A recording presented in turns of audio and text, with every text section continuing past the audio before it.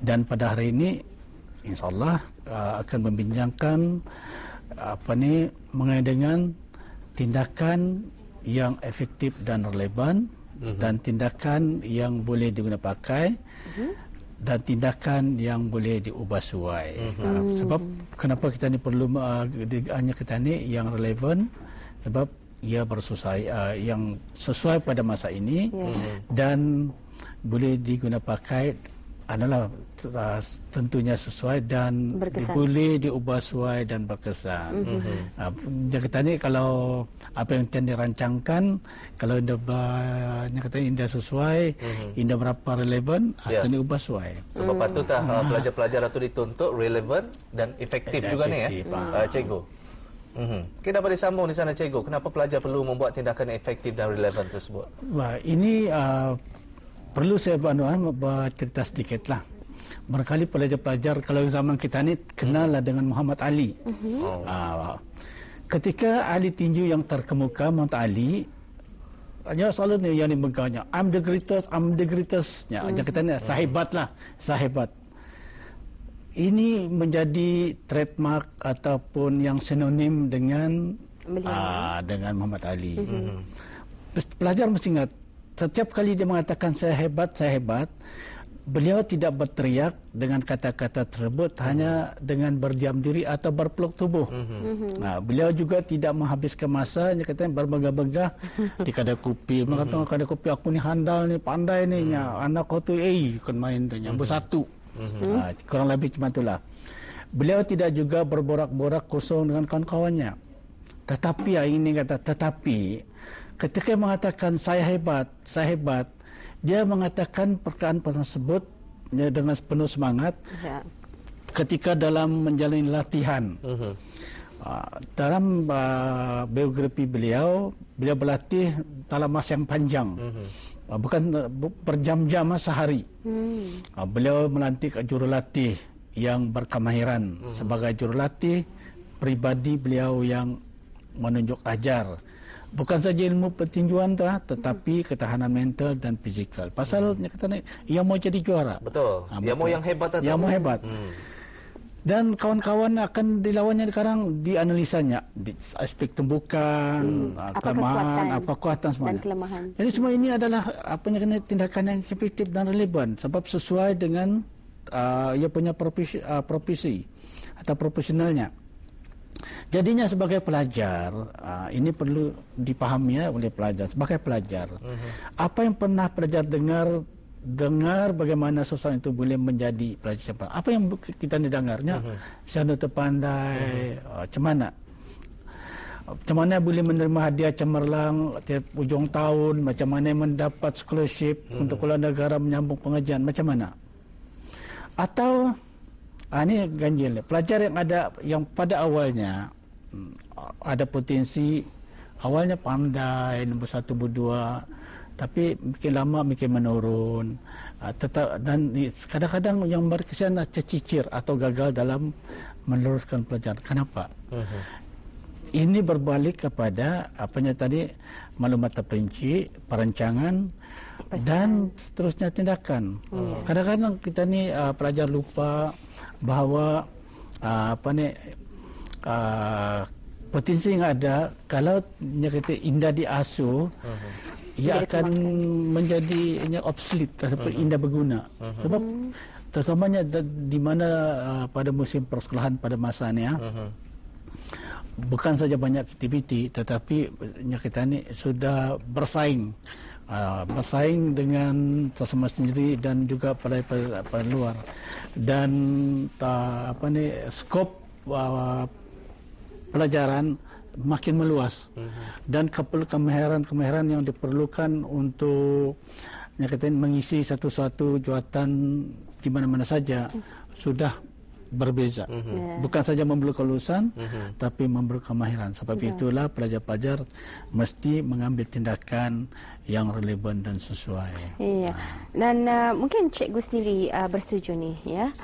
Matlamat ataupun perancangan tidak akan menghasilkan apa-apa sehingga pelajar itu bertindak dengan tindakan yang efektif dan relevan.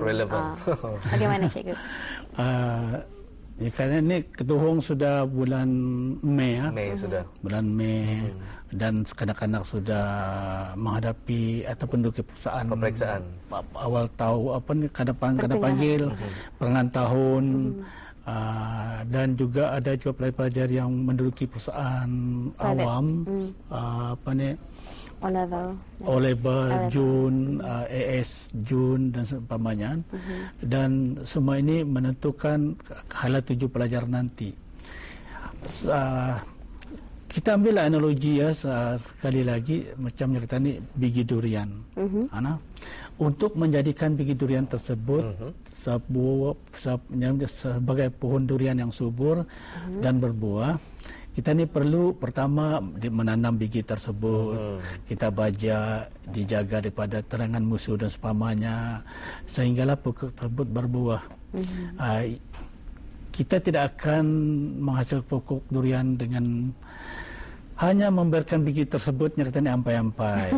Tidak diusahakan. Tidak diusahakan. Begitulah juga dengan keadaan kita ni ya, bukan saja pelajar, tetapi juga orang yang sudah dewasa, sudah bekerja.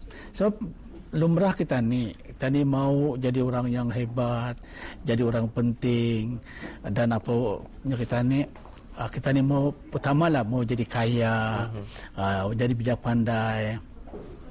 Tetapi sayang kebiasaannya, entah mengkali lumrah manusia, kita suka membuat matlamat, terutamanya awal tahun. Menulis dengan penuh semangat yang berkobar-kobar. Semangat ada saja wawasan kita ni. Kita ni suka merancang sehingga hari-hari kita ni penuh dengan aktiviti yang meyakinkan, convincing aktiviti, penuh tu diri. Macam-macam. Bulan 12-11 tu berabut mali diri. Ini pelajar-pelajar pun cuma tu dibekalkan. Tetapi sayang ramai pelajar bertindak dengan mengambil jalan yang mudah. Termasuk kita ni orang dewasa. Kita ni pun ada gitu. Ramai juga kita ni hanya bersemangat dalam jangka waktu yang pendek. Malah ada yang hanya bersemangat nyata minggu pertama dalam tahun tersebut. Dari minggu pertama tu panuh tu. Hari satuan ni, hari dua pukul 7-an itu. Tapi kadang minggu kedua berkurangan, ketiga makin kurang. Kadang-kadang Februari sampai Desember kusum. Tidak seperti apa yang dirancang awal. Awal-awal bukan main tu. Inilah keadaannya, ini penting ni. Kita ni merancang sebenarnya. Pasal itunya buat dah. Ada tu bisa itu kadang-kadangnya buat dah. Buat dahnya. Jangan terlampau banyak merancang, tetapi tidak ada membuat sebarang tindakan. Sebabnya akan kalau anda tadi membuat tindakan ini, bagaimana penibat rancangan tani, bagaimana penibat matlamat kita ni, kan? Apabila tidak memulakan sebarang tugasan kita ni untuk mencapai matlamat tersebut, ia akan menjadi sia-sia.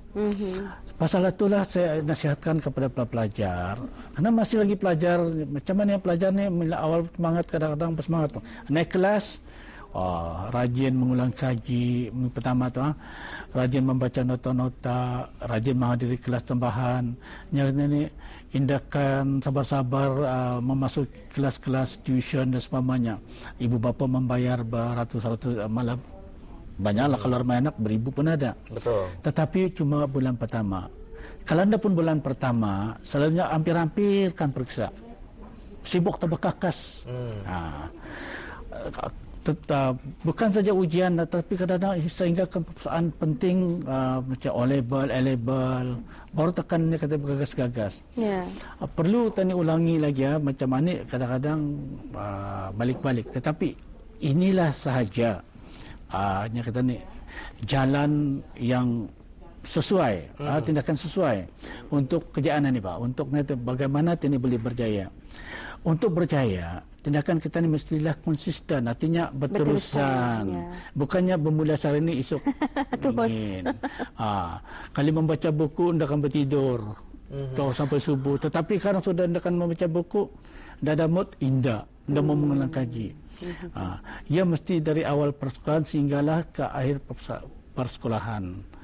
Jangan ketika kita ni belajar waktu sekolah saja, tetapi di luar waktu sekolah kita ingin mengambil jalan pintas, indah mau mengulang kaji, indah mau baca nota. Kadang-kadang nota ni pun di mana menyimpan benda tahu, orang berjurit sana sini. Jadinya mesti juga ada tujuan pelajarannya. Yang paling penting adalah tujuan pertamanya ialah mengurus masa dengan berkesan dan sesuai. Mengurus masa ni hari-hari mesti penting ni.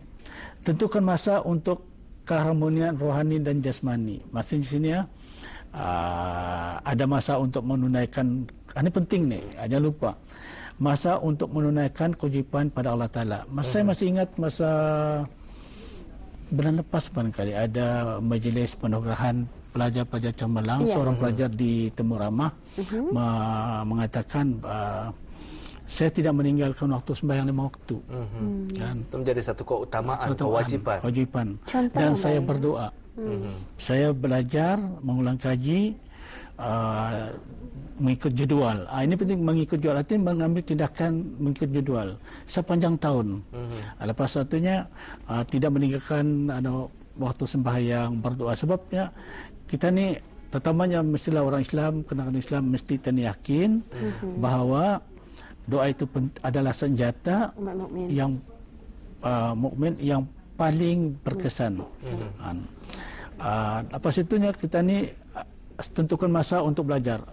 Buat tindakan sesuai untuk belajar. Jangan bukan semestinya sini kita ni belajar sepanjang waktu, tapi ada waktu tertentu. Adakan masa untuk beriadah. Bukannya belajar saja kan ataupun ini, tetapi ada masa untuk merehatkan mental pelajar-pelajar.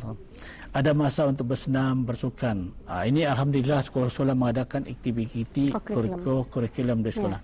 Tetapi jangan terlampau melebihkan ke sana. Karena saya masih ingat dan saya masih juga melihat dan ada juga pelajar-pelajar mengakui terlalu banyak aktiviti yang mereka ikuti sehingga masa-masa lain terlepas. Masa belajar kalau sudah terlampau ngalih macam mana? Tidak dapat fokus. Dan masa untuk masyarakat. Masyarakat kadang terutamanya kanak-kanak sekarang kalau suka duka jarang, antisosial. Jarang tapi macam belajar memang kadang-kadang ada je hebat, ada indah lah. Tapi satu masalah ni, jarang kan kita ni berkumpul bersama ahli keluarga, bersosialisasi. Alhamdulillah pada minggu lepas 6,000 lana hari keluarga menyancarkan keluarga. Dan mudah-mudahan ianya bermanfaat kepada semua kita ni dan ada ruang kanak-kanak faham bahawa hari keluarga tersebut juga adalah untuk hanya kita ni check and balance, matlamat kanak-kanak kita ni rancangan dorang dan apa tindakan dorang. Itulah masa-masanya kita ni untuk berbincang dan macam contoh bertanya, Wang apa rancangan macam mana? Macam anda akan macam mana apa yang kita ni buat untuk itu? Macam contoh merancangkan untuk mendapatkan label yang terbaik ataupun cemerlang label apa itu.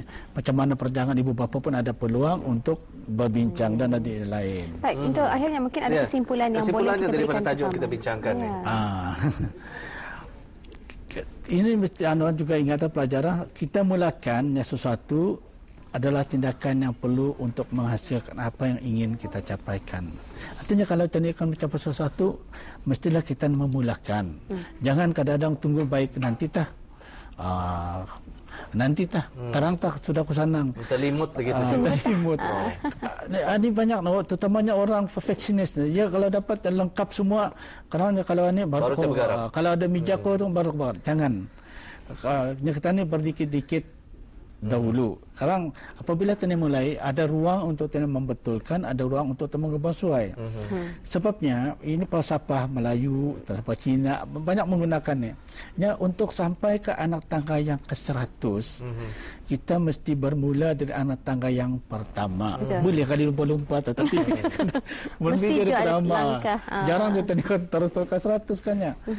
Matlamatnya apa saja, apa jua matlamatnya, apa jua rancangan, walau sehebat manapun, walau kita ni canggih sekalipun ya, tanpa dimulakan, tanpa sebarang tindakan untuk memulakan, akan menjadi angan-angan kosong, sia-sia. Lepas tu macamnya kita ni, Indah dapat kan macam kanak-kanak atau banyak pelajar mengatakan, okey, saya mau macam mana, sudah ada karang baru tak mau macam ni, aku kembali le buku tu pasal buku tu sesuai, tetap baru tak membaca arang pasal duta ni buku belum ada. Jangan ditunggu. Ini tabiat menangguhan ni, ia adalah satu penyakit yang yang menghalang kemajuan pelajar. Ya, betul. Baiklah. Terima kasih kepada cikgu, mudah-mudahan ini akan berguna dan jadikan panduan dalam kehidupan para pelajar, dan kadang-kadang bukan hanya pelajar tetapi berguna juga untuk mereka yang bertugas ni melakukan perubahan tersebut ya. Baiklah, terima kasih cikgu. Ya, assalamualaikum. Waalaikumsalam.